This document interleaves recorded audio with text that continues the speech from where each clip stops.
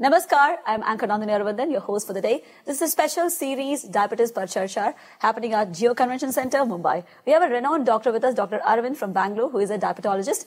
Welcome, doctor. Welcome to our show. So could you please introduce yourself? ನಾನು doctor Arvind ಅಂತ diabetologist ಅಂದರೆ ಮಧುಮೇಹ ತಜ್ಞ ಡಾಕ್ಟರ್ ಅರವಿಂದ್ ಡಯಾಬಿಟಿಸ್ ಸೆಂಟರ್ ಬೆಂಗಳೂರಿಂದ. Okay, doctor. So my first question to you is, how do I know I have diabetes? Diabetes ಅನ್ನಂದ್ರೆ ಮಧುಮೇಹ ಅಂತ ಏನು ಹೇಳ್ತೀವಿ, ಈಗ ಇತ್ತೀಚೆಗೆ ತುಂಬ ಜಾಸ್ತಿ ಇರೋದ್ರಿಂದ ಪ್ರತಿಯೊಬ್ಬ ಮನುಷ್ಯನಿಗೂ ತನಗೆ ಡಯಾಬಿಟಿಸ್ ಇದೆಯಾ, ಮಧುಮೇಹ ಇದೆಯಾ, ಅಂದರೆ ಹೈ ಶುಗರ್ ಇದೆಯಾ ಅಂತ ಚೆಕ್ ಮಾಡಿಸ್ಕೊಳ್ಳೇಬೇಕಾಗತ್ತೆ. ಅದೇನಾಗುತ್ತೆ ಅಂದರೆ ಗೊತ್ತೇ ಆಗೋದಿಲ್ಲ. ಎಷ್ಟೊಂದು ಸತಿ ಏನೋ ಟೆಸ್ಟ್ ಮಾಡ್ಸೋಕೆ ಹೋಗಿರ್ತೀರ, ನಿಮಗೆ ಜ್ವರ, ಕೆಮ್ಮು, ನೆಗಡಿ ಅಂತ ಹೋಗಿರ್ತೀರ, ಚೆಕ್ ಮಾಡಿದಾಗ ಶುಗರ್ ಇದೆ ಅಂತ ನಾವು ಬರುತ್ತೆ ರಿಪೋರ್ಟ್. ಆಗ ನಿಮಗೆ ಡೌಟ್ ಬರುತ್ತೆ, ನಂಗೆ ಶುಗರ್ ಇದೆಯಾ, ಇಲ್ಲ ಲ್ಯಾಬ್ ರಿಪೋರ್ಟ್ ತಪ್ಪು ಇರಬೇಕು, ನೋಡಿ ನೀವು ಚೆಕ್ ಮಾಡಿ ಡಾಕ್ಟರ್ ನೋಡಿ ಅಂತೆಲ್ಲ ಕೇಳ್ತೀರಾ. ಸೊ ಅದು ಸೈಲೆಂಟ್ ಕಿಲ್ಲರ್. ಅದಕ್ಕೋಸ್ಕರ 90% ಆಫ್ ದ ಟೈಮ್ ಅಂದರೆ ಏನಾಗುತ್ತೆ ಅಂದರೆ ಡಯಾಬಿಟಿಸ್ ಇದೆ ಅಂತಲೇ ಗೊತ್ತಾಗಲ್ಲ.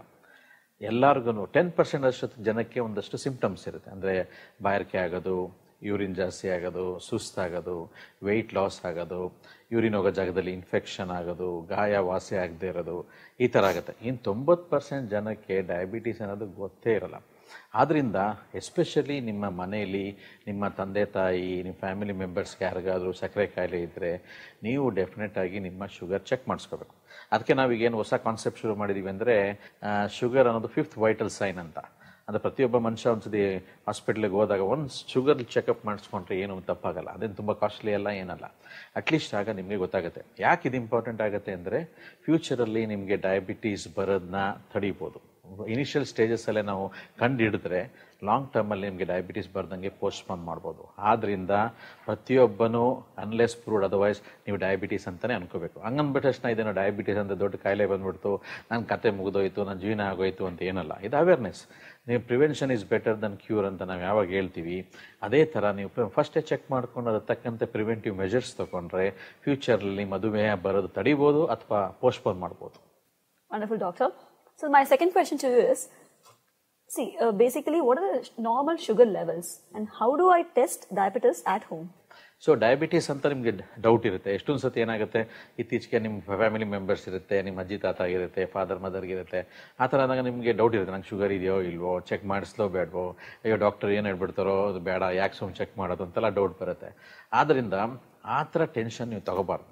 ನೀವು ಮುಂಚೆನೇ ಮನೇಲೇ ಚೆಕ್ ಮಾಡ್ಬೋದು. ಮನೇಲಿ ಅಕಸ್ಮಾತ್ ನಿಮ್ಗೆ ಏನಾದ್ರು ಈ ಥರ ಮೈಲ್ಡ್ ಸಿಮ್ಟಮ್ಸ್ ಇದ್ದರೆ ಅಥವಾ ಇಲ್ಲದೇ ಇದ್ರೂ ಒಂದು ಶುಗರ್ ಚೆಕ್ ಮಾಡೋದ್ರಲ್ಲಿ ನಿಮಗೇನು ತಪ್ಪಾಗಲ್ಲ ಅಥವಾ ನಿಮಗೇನು ತುಂಬ ಎಕ್ಸ್ಪೆನ್ಸಿವ್ ಆಗೋದಿಲ್ಲ.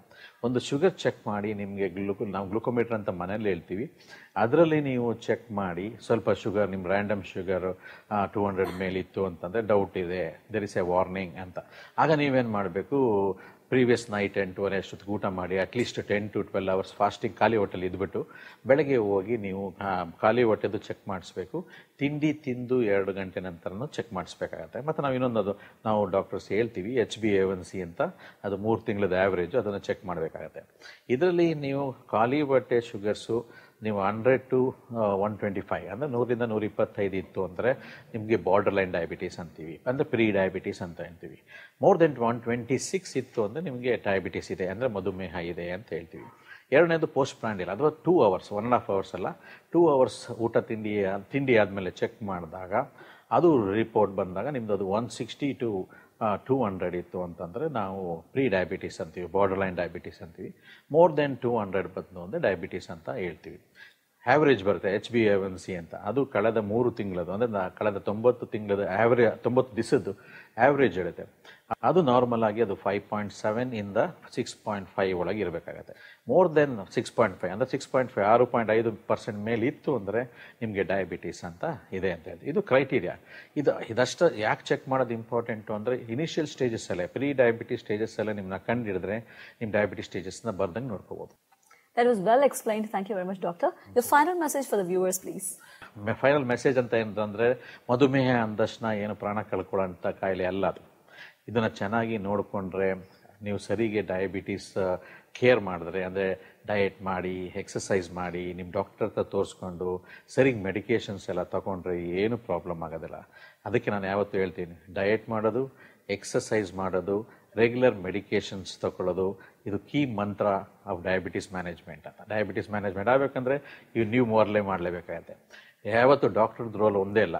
50% is from doctor support, 50% is your support. Then only your diabetes will be under control. ಆ ಥರ ಮಾಡಿ, ಭಯ ಪಡಬೇಡಿ, ಪ್ರಿವೆಂಟ್ ಮಾಡಿ, ಹೆಲ್ತಿಯಾಗಿರಿ. Thank you. Wonderful, doctor.